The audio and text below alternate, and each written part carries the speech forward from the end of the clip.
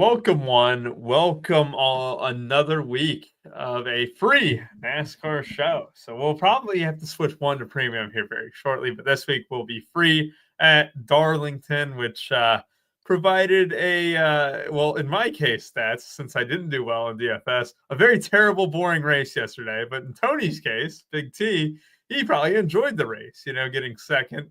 Yet again, he cannot get first in any NASCAR contest. He is glued to that second place. But yesterday wasn't a great watch overall. I didn't really enjoy it, and I tried to pick it up on the CW app. I can only watch the battle cam, which no audio, no commentary. It was kind of boring, but overall, I mean, it's still not a terrible feed to kind of watch the race on. I do like those alternate angles, but how'd you do yesterday? What are you looking at today at a nice track where 1.33 miles, right? We get a little bit of straight line racing, right? We do, yeah. I mean, yesterday didn't go all that great for me either. And there was a lot of cautions going on there late, and I'm like, that's the thing with NASCAR. Like, one, if you play 150 lineups, you can never figure out where the hell you're at, because you're up at the top, then you're down at the bottom. And when you're not doing well, 20 laps to go, you're just begging for some wrecks and hoping it shakes things up. So it's like every caution, I'm like, all right, how do I?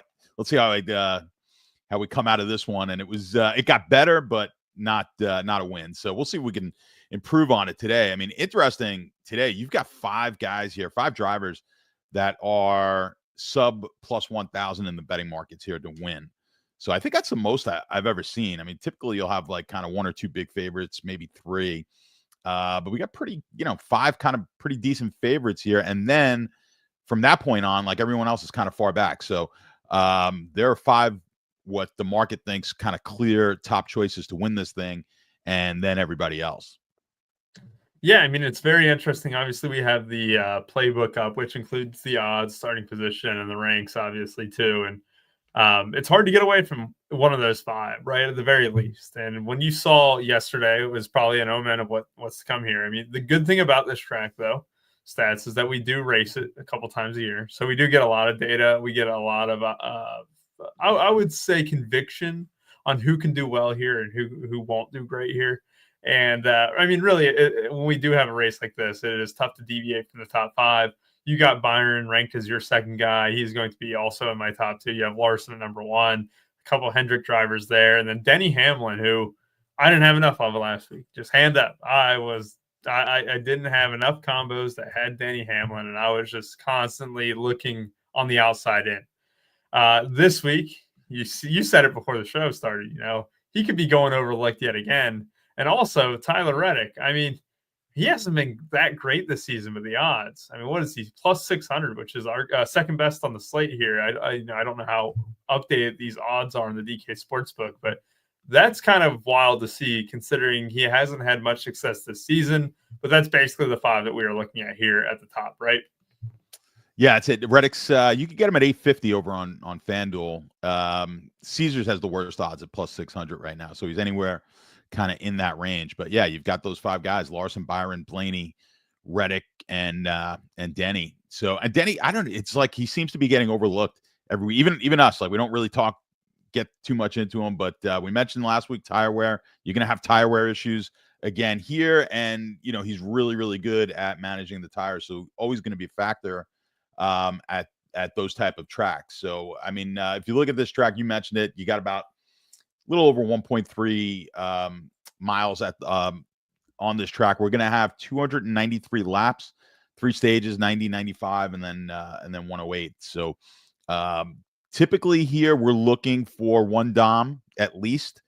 You probably want 2. I think 3 might be pushing it. So, but you definitely need to have 1, because what we've seen historically at this track is at least one driver since the next gen cars, 1 driver has dominated most of the laps here, and by most it's well over 100. And then last year you had Larson, who I believe had 263 laps led and wound up finishing in 4th. So you can easily dominate this race, and those guys who have dominated, most of them have come off the pole, but all have come in the top. Really, most of So most have come off the pole. If not, they're in the front two rows. The only one who was outside of the front two rows was Kyle Busch. A couple of years ago was a fifth, started fifth, and he dominated a good chunk of that race, had the most dom points in that race. Forgetting what year that was, but within the last couple of years. So you're really looking here for the doms. If you're picking someone that's going to dom this race, get at least 100 plus laps led, it's probably coming out of these first two rows. So we've got to weigh that heavily. And then, of course, you've got the guys with the place differential, and we've got some really big ones here. Larson is starting 19th, so you've got he's the obvious play here today. Typically always going to be high owned. He's the highest salaried guy. It's going to be probably the highest owned driver on the slate. And then you've got some guys a little further down in salary who are starting way back. You've got Bowman at 33rd, starting 33, and Jones starting 34. A couple of guys starting way back there that are going to get a lot of attention as well. So typically the way we're constructing lineups here is one or two guys up at the front, and then we're looking for the best place differential guys we could find. Yep, that makes a lot of sense there. Obviously, I didn't love Chastain coming into yesterday's Xfinity slate, which, I didn't think he had the complete speed. Right? I thought maybe that car is just a little bit underwhelming compared to how he ran at the road course and stuff too. He never really threatened for the win. And then obviously, if you played Bell yesterday, it's like, oh, okay, well, if you think someone's going to dom a lot of laps, gather the PD there, right? Where Chastain became an obvious play. Obviously, that was flawed thinking. Chastain ended up leading more laps than Christopher Bell. But that's the type of mentality that you kind of have to have here, right? Is that if you can lock in one or two drivers who are going to lead a lot of laps on these type of tracks, especially, just grab the PD and run. Any type of those combos can really just end up, getting you all the way there. Fastest laps too. I mean, this isn't a race where it correlates to the leader a ton, right? So that is one thing to kind of note as well. It's not just one guy racking up the fastest laps. The laps led will be a little bit more important for that reason, just because that's those dom points will probably be spanning across 10, 12 drivers, I would assume, over the course of a race during a single run. Stats.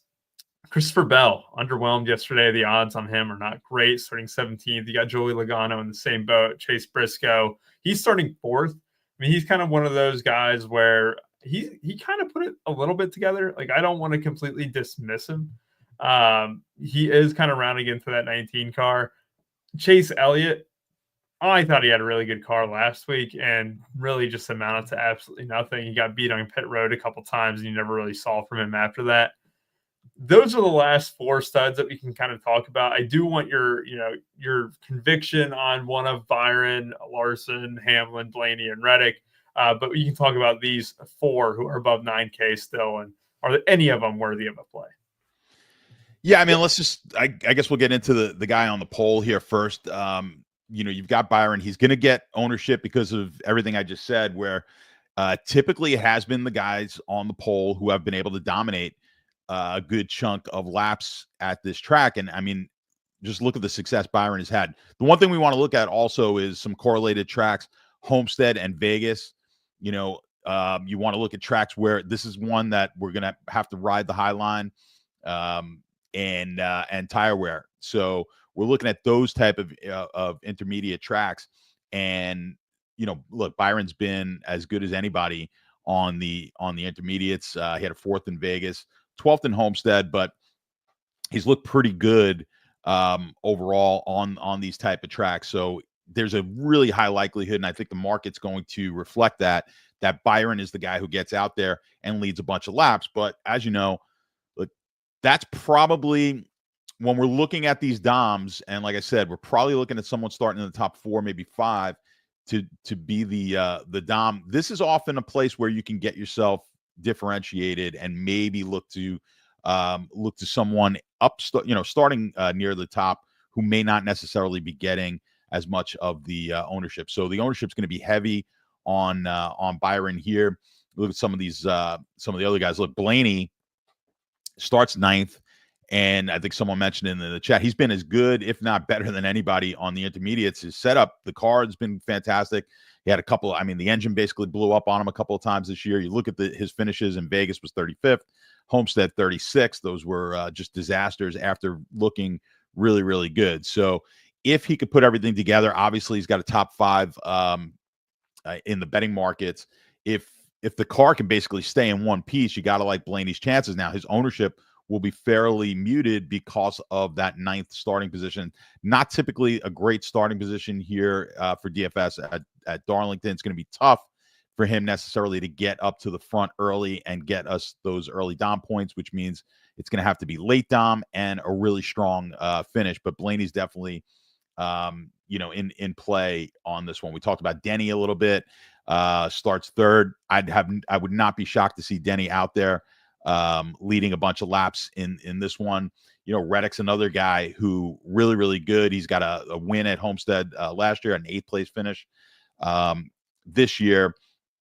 And he's had some issues here at Darling. Last year, he had a 32nd. I assume that was probably got involved in some sort of a wreck or mechanical. I'm not sure. And then had a 10th place finish, 2nd the year before that. So some good finishes here for Reddick. Should have some speed. We don't have to talk too much about Larson starting in the 19th spot. When you get down to like a Briscoe, I mean, nobody's going to be playing Briscoe starting 4th. Do I like his chances to get out there? Probably not. Is he gonna be our early dom? I don't really think so. I'm just looking at his rating. I mean, his intermediate track driver rating is actually very good for 2025 so far. So he's up there. He's not in the top tier, but he's just underneath. So I don't expect him to have a bad performance here. It's just that starting 4th. Obviously, we have to be a little bit more cautious. Can he get out in front of a Byron? Can he get out and beat a Hamlin? The other guy we'll get to later on is Ryan Preece, is the other guy on that front row, with Byron. And so you mentioned we've got Briscoe, we've got Logano is the other guy. There's another guy who just always seems to be kind of flying under the radar. Starts 18th. Where's his intermediate? Let's see. He's been fairly good, close to the top intermediate as far as driver rating goes. Track history here has been decent. Last year had an 8th place finish in the fall race. The nice thing is we get 2 races here a year, so we get a little bit more data. He does have a win back in 2022 in this first race, in the spring race. And then you've got Chase Elliott down here, the last guy on that 9K range. Another guy just kind of not getting a lot of attention. Starts 15th, middle of the pack. Don't necessarily love it, but again, another guy who's been pretty good on intermediate tracks. Not as good as this year so far as Briscoe and Logano that we just talked about. The worst guy up here has been Christopher Bell at the intermediates, by the way, driver rating wise so far this year. And he's a guy who's starting at the 17th position. So you're going to get a lot of these guys, unlike last week, like a lot of these guys here from Blaney, basically 9,700 down to, we're looking at the 9K range. Not a lot of ownership on these guys. I think it's going to be heavily on Larson and Byron. They're getting the big chunk of it. Reddick's going to get some attention. Hamlin, and then the other guys are kind of, even Hamlin might be the top of this next tier, or the last tier of guys above 9K as far as ownership goes. But that list from like 9,700 down, Blaney, down to Elliott, it's going to be like from 10 to 15, 16%, I think, the bulk of those guys. Yeah, it's going to be interesting. I do think that the ownership does get spread out a little bit here as well. And you do a good job just mentioning the driver rating and stuff too. I also wanted to mention when we talk about practice data and stuff too, there is separate groups, right? So group 1 in Xfinity was extremely fast compared to group 2, and the fast drivers were in group 2. Same thing that happened in the Cup Series, where you wanted to split up how the groups performed in practice, right? It was Hocevar, Barry, Jones, Cindric, and Justin Haley in group 1. Then in group 2, it was Byron, Gibbs, Hamlin, Blaney, and Briscoe. So they're doing something different, right? They're putting like the top drivers now together. Yeah, that's what it seems like, right? Especially when you have, to no offense, I mean, Barry has won a race this year. Hocevar has been great and stuff, but Eric Jones, Cindric, Haley, they're in the top 5 of that Group 1 practice. Same thing in the Xfinity Series too. Like a lot of the really good drivers kind of kicked off second in that group, which is a disadvantage here, right? Just a slight disadvantage, especially when it comes to practice for time-wise, right? Who cares really, though, as long as the car responds. And, it's not like you're racing for anything there. But it just is worth noting that when you do look at practice times and you do look at like, wow, like Hocevar and Barry were really fast compared to Byron and stuff. It's like, well, Byron was actually at a disadvantage and still was in the top 5 in practice averages for like 5 laps and 10 laps, which I mean, that's just more reason like a guy like Byron. I'm sitting here stats, and I didn't know exactly which Dom I had to go, right? It looks like that guy is going to be Byron here. I wanted to kind of fiddle with in my single entry team, like, can you possibly go without a Dom? And you make the point too, where it's like, well, Larson led like 263 laps, right? What you'd be hoping for is like Larson would take it after stage 1. Whoever led the first stage kind of gets lost in the shuffle.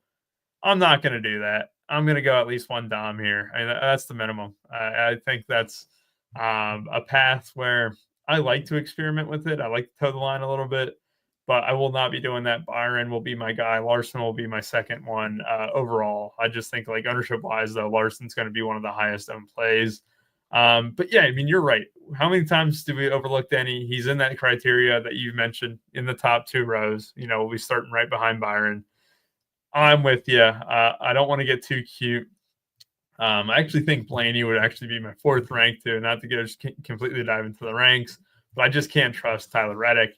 And then when you look at Bell, Logano, Briscoe, Elliott, those guys are just fringe plays that I would only play in 20 max and 150 max and stuff. I wouldn't play them in a single entry team at all. I am a sucker for clicking Logano's name because there is a chance where he can get 6th or 5th and he could almost snake his way in there because the price is low enough at 9,300 where if we did have a surprise value, like let's say, I'm going to say his name again, even though he's been screwing us over all seasons. Van Gisbergen gets like 24th. Oh man, maybe Logano could snake his way. I mean, you had an interesting approach yesterday where Van Alst was actually your top owned value driver. It looked in what Van Alst did, and I was looking at like why does he like Van Alst so much, and he ended up outscoring a lot of the guys I liked. Like Christopher Bell and stuff. But also it unlocked like Christopher Bell, Ross Chastain, and Austin Hill builds, right? Right. Well, and that's why like I'm not going to throw away a Logano or a Chase Elliott or a Christopher Bell, but I'm not going to force them in. But it's like if you did have a value where it just makes a trio of studs fit, where if they all perform well, as long as you have that combo, it doesn't matter who the 6th driver is.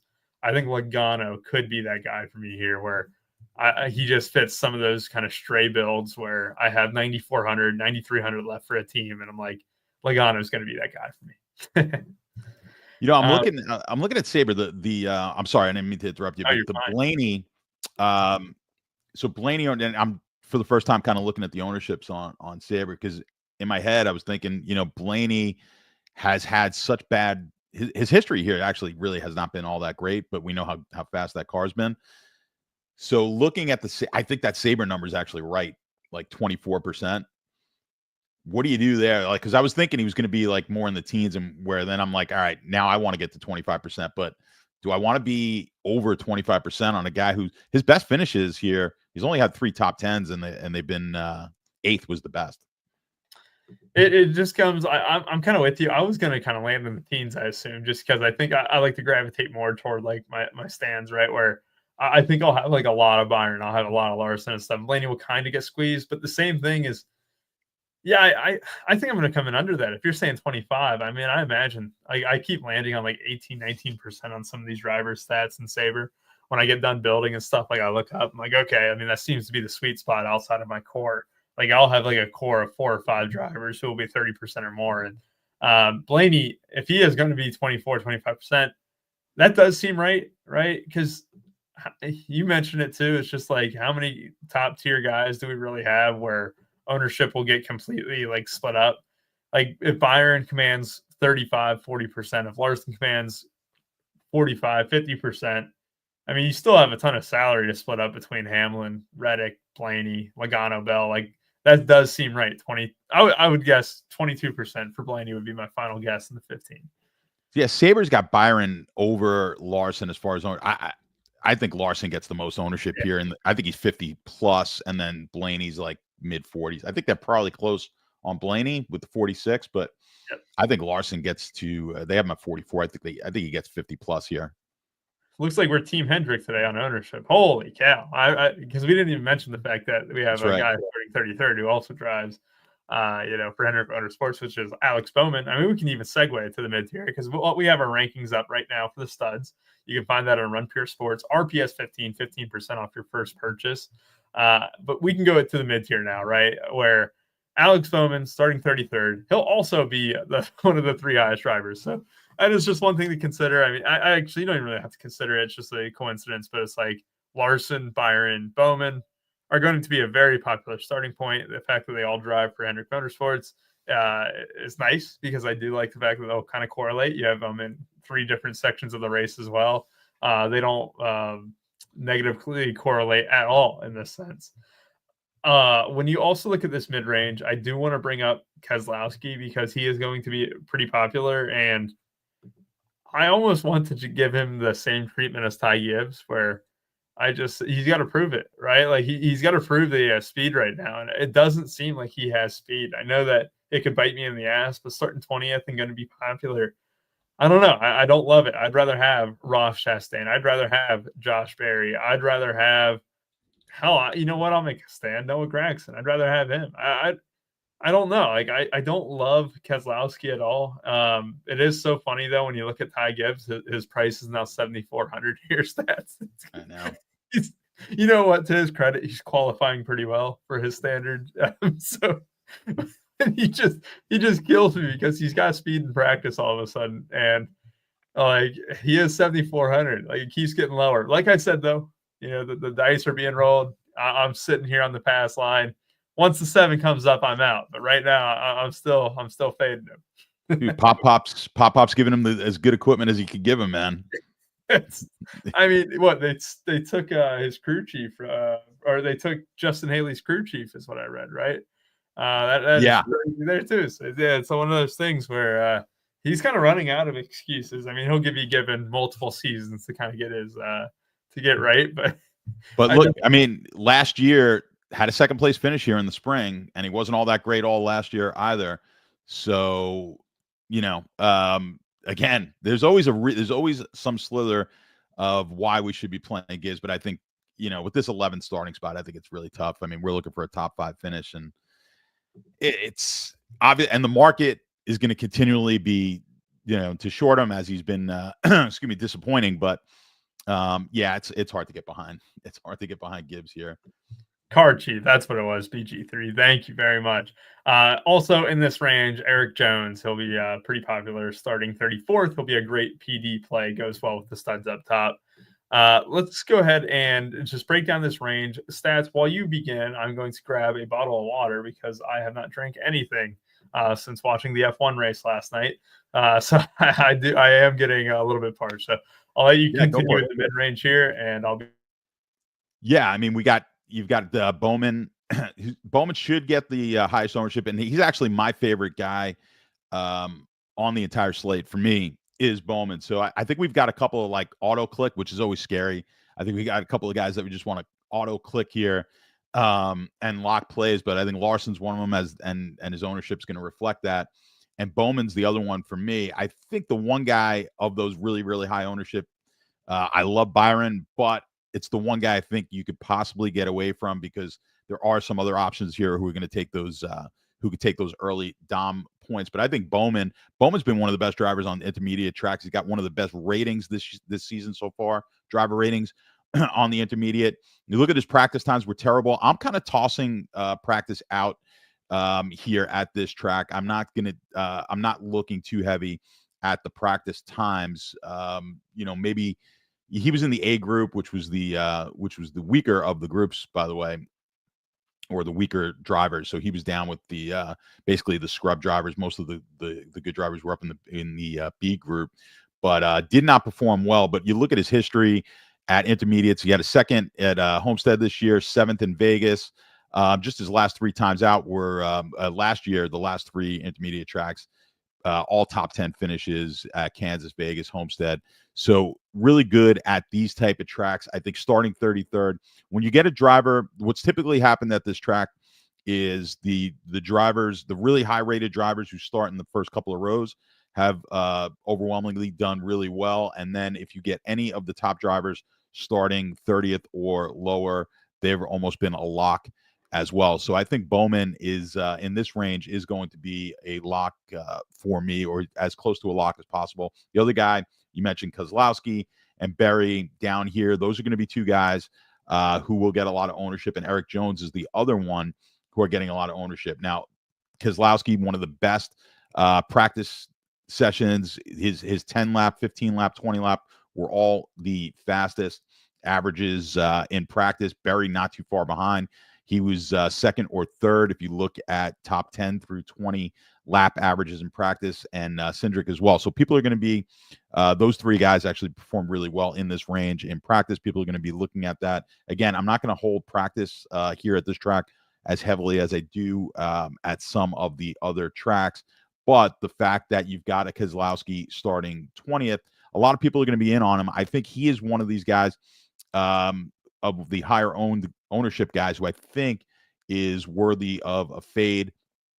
Keselowski, to me, just it seems like every week he's starting far back, and just, you know, some weeks he's been able to get there for us. He did win here last year, so you can't overlook that. And he had a couple of really nice top 10 finishes back in 23. As a matter of fact, he was 4 straight top 10s until the fall race last year, where he finished 14th. But coming into this this season, and what I've seen so far this season for Keselowski, and his intermediate track driver rating has been atrocious this year. So I think of these guys, I'd be more apt to fade a Keselowski. You've got Berry down here, also going to be high owned. He won a race this year at an intermediate track, at a track that correlates really well.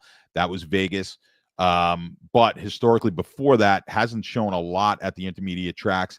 Did have a 3rd place finish in this very race last year. So I think you have to show some respect here to Berry starting 24th. I like him more than I like Keselowski. So if my choice was between the two of those, when I'm picking my lineups, if I was worried about salary, and those guys are really close there within $200, to me, it's no question. It's Berry. He's looked really, really good on intermediate tracks this season. So I do like Berry down here. And the other guy who's getting a lot of ownership down at this level at 7,500 is Eric Jones.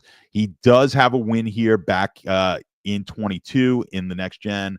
And then he only had one other top 10 finish, which was a 10th place finish in 23 last year. Nothing too exciting, a 24th and a 19th. His intermediate track results this year have not been all that great, and last year were not all that great. 15th, though, at Homestead. Does that get it done for us? Probably starting 34th. So, I mean, that's really what you are banking on here. Just the fact that he's starting 34th. Can he get us a top 20? He can, but don't like Jones as much as I like Berry, even though we're getting 10 places of differential in the starting. I think Berry can actually contend for a top 5. I don't think Jones can do that here this week. Yeah, it's a good point you make about Keselowski. I think a lot of people are going to look at last year, the win that he had. Obviously, the history that he's had here is pretty good. I just come back to this thought where it's just like you would rather leave a driver who's getting washed right early rather than late, and I just feel like people are just kind of riding on Keselowski, like, man, he's a good play. Look at what he's done all these years, right, at this track and stuff. It's like, well, no shit, like. He was like 35, 36, 37. Now he's 41 years old. He just doesn't look that great behind the car. It's not like the team is just outright, super fast either.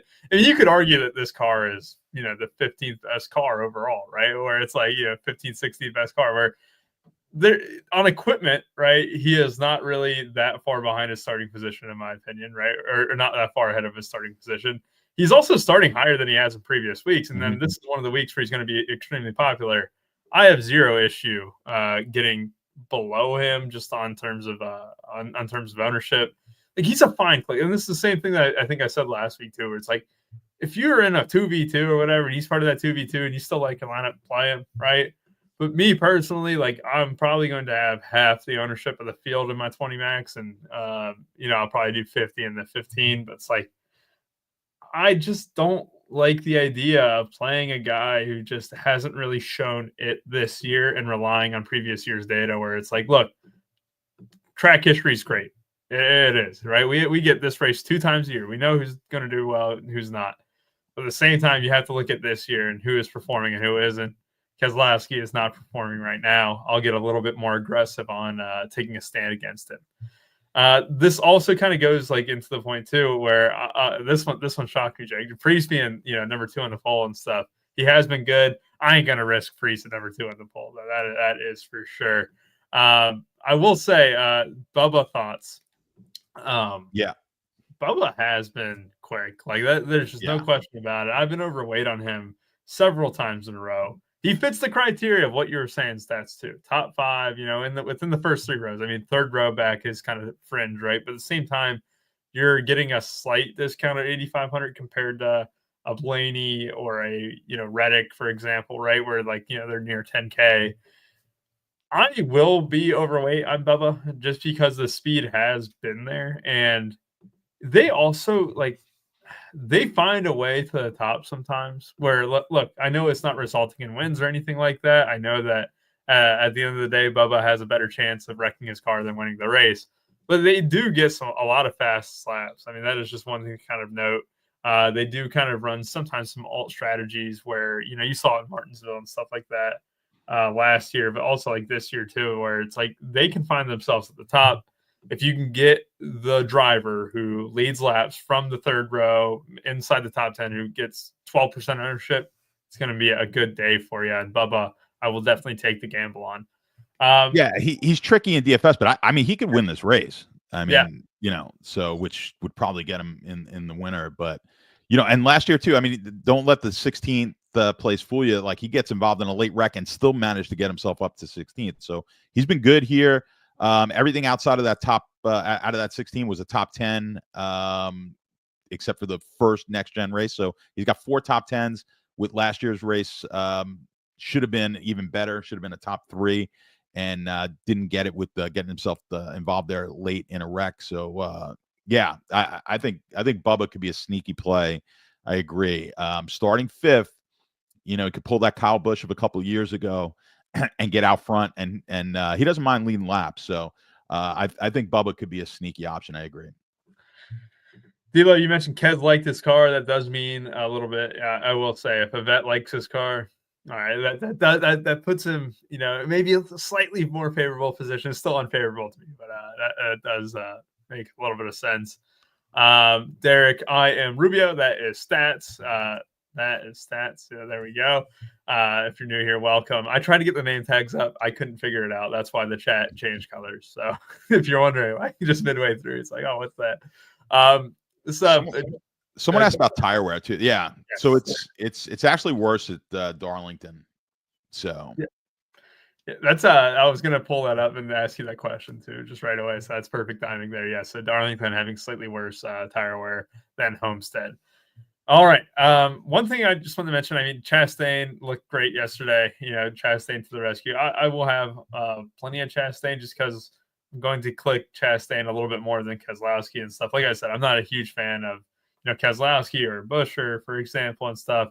Chastain will probably get quite a bit of ownership from me. I haven't ran my numbers yet, but that's where I'm kind of thinking. You mentioned a lot of these guys. I mean, I don't want to just completely, regurgitate the thoughts. I mean, we're on the same page on this mid-range quite a bit. One guy I did want to mention too, though, is just, I feel like Noah Gragson has had the short end of the stick in terms of getting involved in incidents. And I do think Noah Gragson is going to kind of surprise people today because, look, he is starting 26th, and he is not going to be high on. What's his ownership on Sabre right now? I don't think it was very high. They're projecting for 23. I had it at 17. Yeah, I had it last.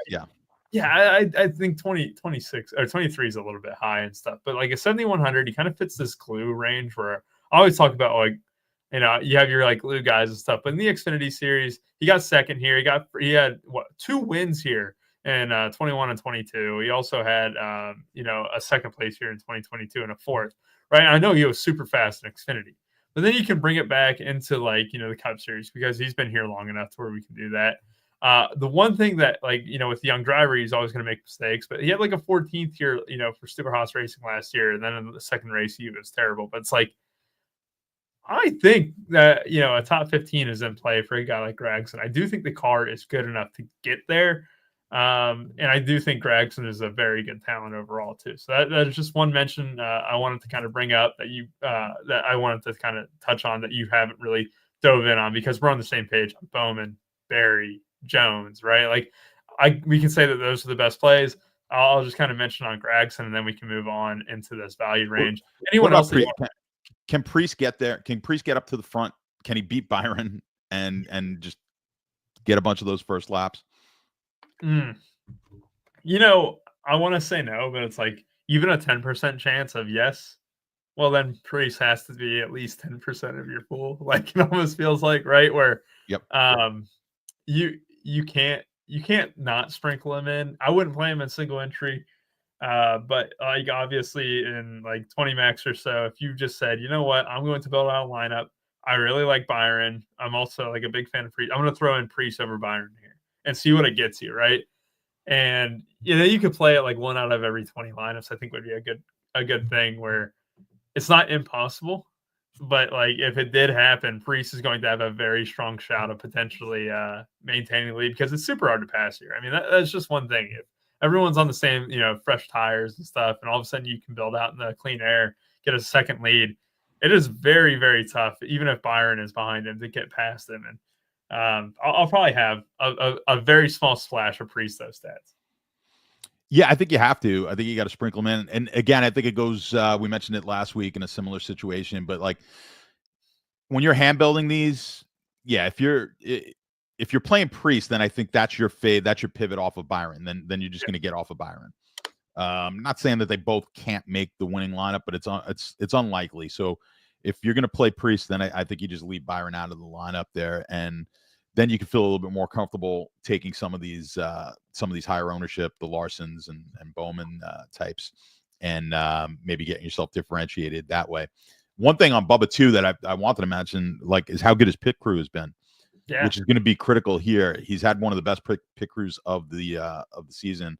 I think he made some pit crew changes this year. The way they changed the how they handle the jack. So you have the guy who, obviously jacks up the car on the right side.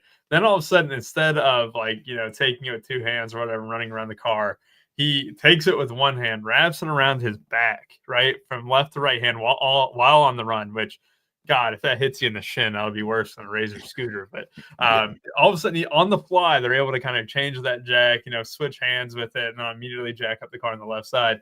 That was a really cool video. But also, when you mentioned the pit crew and stuff, like that is what the obviously the Gibbs team is doing. I think they're doing it like that, and it's saving them even a half second, because it is more important. I mean, obviously the fuel takes the longest part of the pit stop now, obviously, if you have to wait for fuel. But if you can get these 4 tires done, and what was the time we had? 7.69 seconds or something like that, last 2 weeks ago. And we're getting there. We're getting to F1 times, which is it's nuts. Way more aggressive, in my opinion, too, when you only have a limited amount of guys on each side. That is crazy. Well, it's one sport where, like, the analytics, I mean, obviously they've always heavily been data driven in NASCAR, but man, if you could pick up time on the pits and all those little different techniques that you could use, there was probably, we're seeing it. I mean, there was a lot of time to be made up just by analyzing this thing to the hilt like they are now. So it's interesting to see the evolution. Yeah, outside of just swinging a jack at full speed around your body and stuff, it is pretty cool. You know what? They get paid and stuff. These guys are all great athletes now too. Yeah. It's not just a bunch of guys that they got off the street. These are all like football players and wrestlers. That's exactly it. They do the pit crew, like highlights and stuff. It's like, yeah, this guy was D1 at Tennessee University. Now you see here, it's like. Yeah, I mean, I played baseball, and every once in a while you see a baseball guy pop in there, and you're like, oh, where'd they get that guy from, man? It's all these just monster football guys. That's exactly it. I mean, these pit crews are jacked at this point. They're all just like they're looking like NFL rosters. Mm-hmm. They're 6'4", 250, and all of a sudden they're just, hey, that's what you need to get faster in the pit lane. Yeah, it's just like so and so from Coastal Carolina football, blah blah blah. It's like all these schools, but it's a great. I mean, it was smart. Obviously, these guys are fast, strong. So really smart moves. Yeah, Jake, I will say, no matter what, though, I don't think I'm swinging a jack No. one-handed around my back like those guys are, but they probably are. I have the jack up a golf cart, obviously, and so that was the one that where Please, I tore a calf muscle stepping in a hole the other day for the fourth time I've torn my calf muscle in my life. So I don't. oh, Yeah, God. I don't think I'm going to be swinging any jacks around my back anytime soon. Yeah, Can't do it. I've I can heard that barely about walk. the calf muscle, right? The calf muscle is the most prone to re-injury and stuff. Yeah, ever since I did, I mean, it's not that big a deal. It kind of goes away. You just got to stretch it. But it's, yeah, I could barely do anything anymore without hurting myself. Oh, that is good stuff. Yeah, Byron's pit crew going to keep me out front. I hope so. I'm going to have a lot of Byron here. Let's go ahead and move on to the values here. We're already at 11:42. We'll try and get this up probably at 11:50, 11:55 before we get into our drivers of the day and then our picks to win for the race today. When you look at this range, Daniel Suarez has raced really well this year. I'm been impressed with him. I think he feels the fire, kind of coming at his feet here a little bit, where it's like, hey, if you don't perform well, Zilish could take your spot next year, right? Like, I think he is kind of feeling that, and he has performed very well. I mean, what was the track that he spun at? Was that Homestead where he was running a great race, spun in the pits, and then he still ended up finishing well, but he even cost himself a few spots with an incident that was just self-harm where he was entering the pits and spun in there. You have Haley ranked as your number 2. I can always get on board with playing a guy like Justin Haley. I know that his practice times in the past were kind of slow, but this week they kind of pinged up. You also just have with Justin Haley, I kind of have this like bias toward him where he's not afraid to get like aggressive, or at least his team was in the past, not afraid to go against the grain, which I do think matters a ton for, just fantasy upside when you're in this price range. A big reason why people are going to like him too. I mean, he got 9th and 8th here in the last 2 years in this spring race. And he even had a 3rd here in 2022. I didn't even look at that. I was using the past 2 years as an example. But those are your top 2. I'm kind of in agreement with you. I mean, those being my, in the top 2. Dinger's pace last week, Allmendinger, he looked great, man. He has been putting together kind of like one of those silently like good runs where you don't really think much about him because he's running in like the top 10, top 15 for the most part. And all of a sudden, I know these tracks are favorable to him, but he has been performing really well. It wouldn't be a show if I didn't mention Shane Van Gisbergen. I mean, I just got to mention the fact like he's starting 36, which in this race, I mean, he's 2 from the back, right? So who's even starting behind him? You got Yaley starting behind him, and then Austin Hill. I mean, those 2 guys. I mean, I'm not going to have any interest in Haley, but could you have interest in Austin Hill? I mean, I'm actually shocked that you're fading him completely. I haven't looked. I haven't built even. I haven't looked at the practice times for him completely either. It's just one of those things where on the fly, I just kind of mention it, but no interest in him. But you're not like yesterday though, where you're overvaluing. You're valuing a guy in the back, right? You're just kind of letting things hit. Yeah, the bottom here for me, I'm not going to be using nearly as much. I put the fade on there in the if I have a guy like sub like 4%, I just put the fade on him for the subscribers. So I'll probably have 1 or 2 in the mix, but yeah, I mean for the most part, not going to be using them. Yeah, I mean you touched on the guys. The one guy who's not getting a ton of ownership. You did mention him, Allmendinger. I don't know where Sabre has him projected. I don't think it's going to be all that high here as far as, let's see. I just passed him up and I can't find. There he is. They got him at 5%. I think he'll be a little bit more than that. But man, if he was 5, I think you've got to look at him starting 22nd. Been really good on the intermediate tracks. He's got 2 top 10s with Homestead and Vegas so far this year, 7th and 8th. So he's looked really good.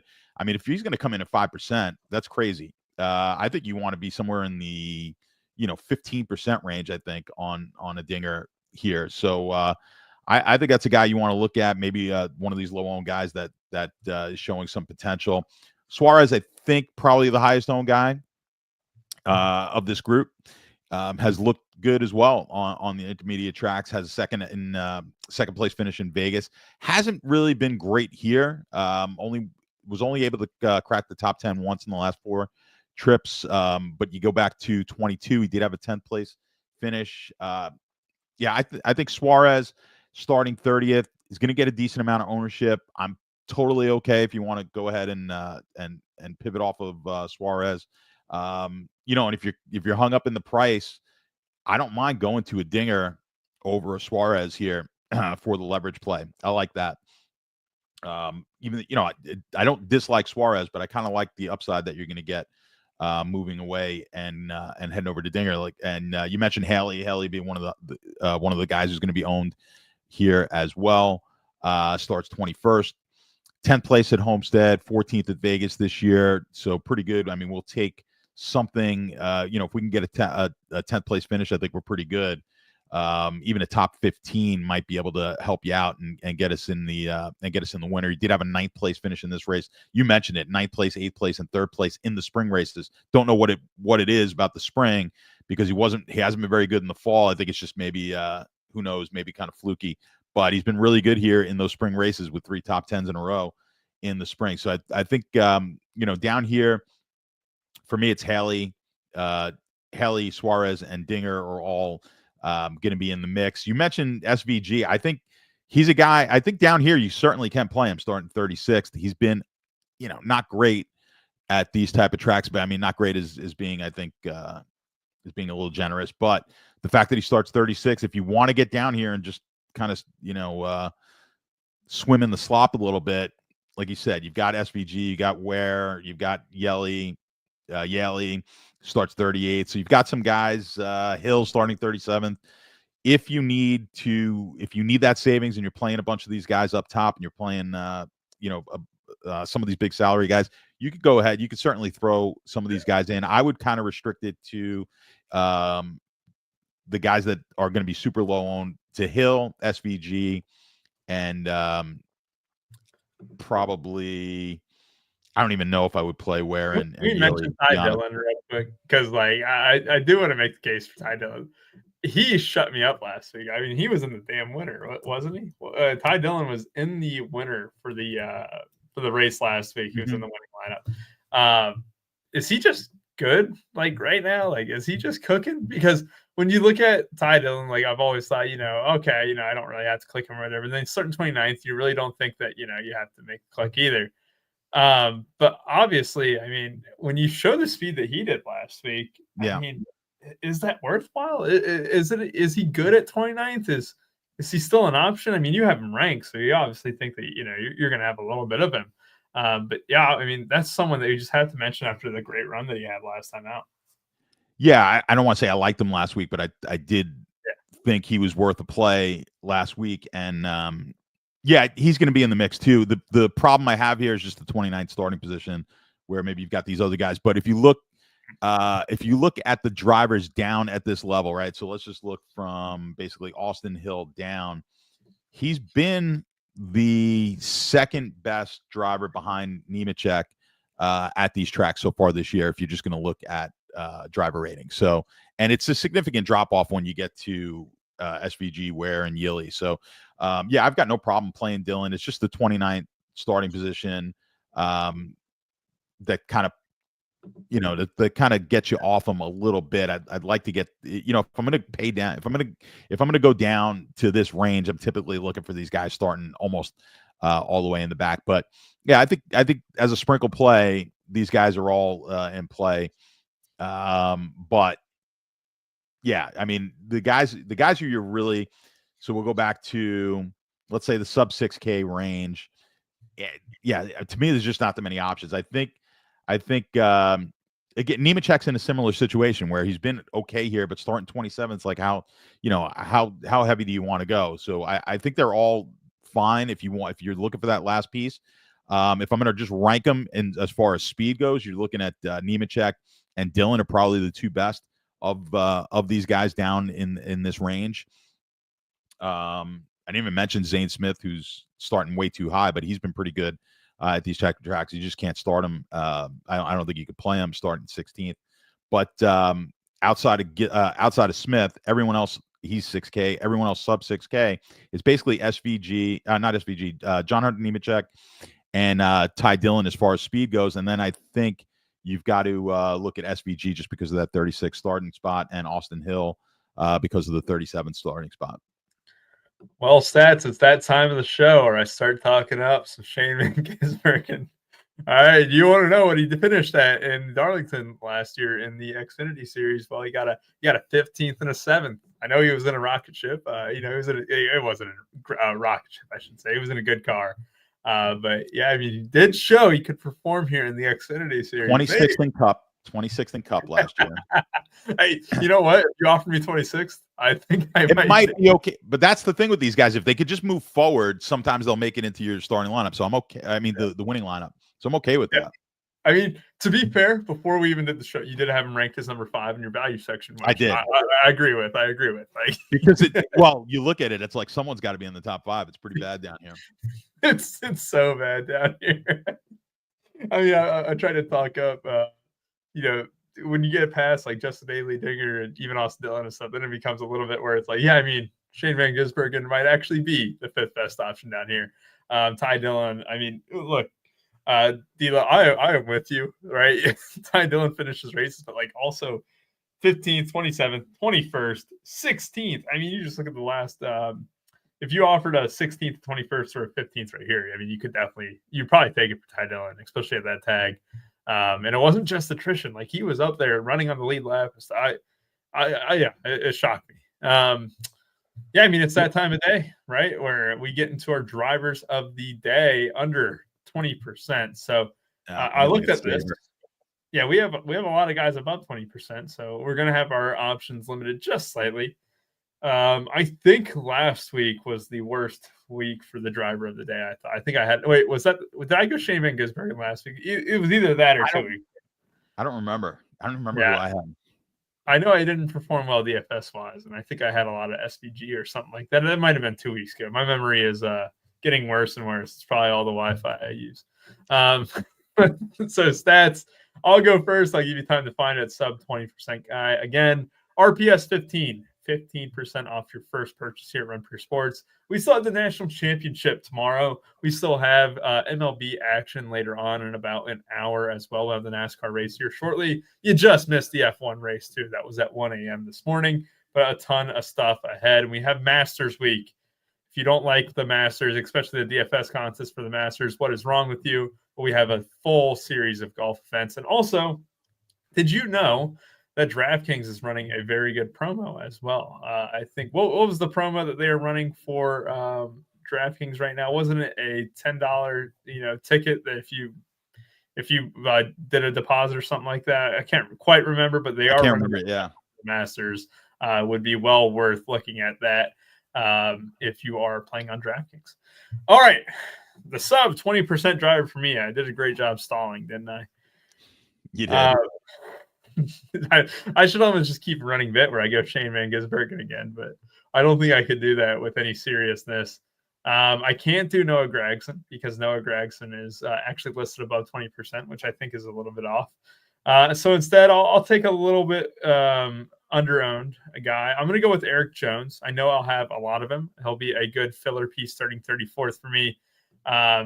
Is it a kind of lame play that I'm picking Eric Jones? Yes. I do wish I could get more aggressive, but yeah. I think the bad part about that play is he's going to be over 20% ownership. So can I? Okay, let's do this then. I agree. I want to go Noah Gragson. I think if you flip Noah Gragson and his ownership 23 and 13, I think that's about right. I'll go Noah Gragson. You also know I like Eric Jones as well, so that's the bonus there. But I think you're right. I think Eric Jones is definitely above 20%.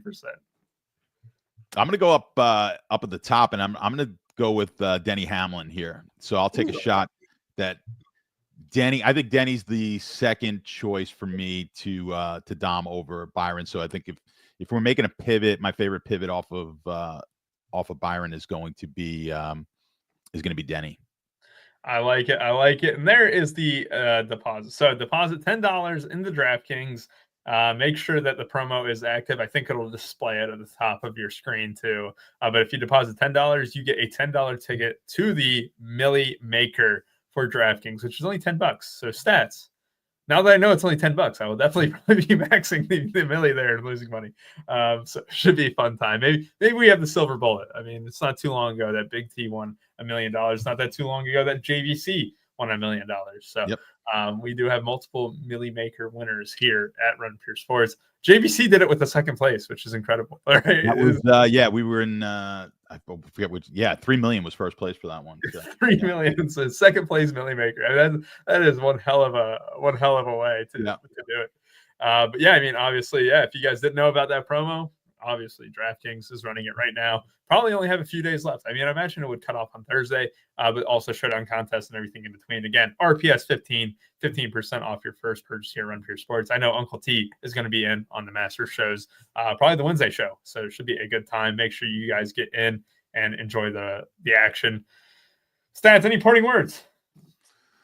No, I think that's it. It should be a good race. Like I said, we got a lot of fair. I got to do I'll do the bets over on in the bet channel on the Discord, and I've really got to break down. I have ideas of who I like. I don't bet who I like to win. I kind of bet where I think the best value is. So who I think is going to win and who the bets are don't always line up. So we'll see. I'm just looking at some of the values now, and we're going to be posting that shortly over in our Discord. All right, for Stats and for we appreciate y'all watching. Have a great rest of y'all's day, and good luck, and hope to see you in the winner's circle. Bye-bye.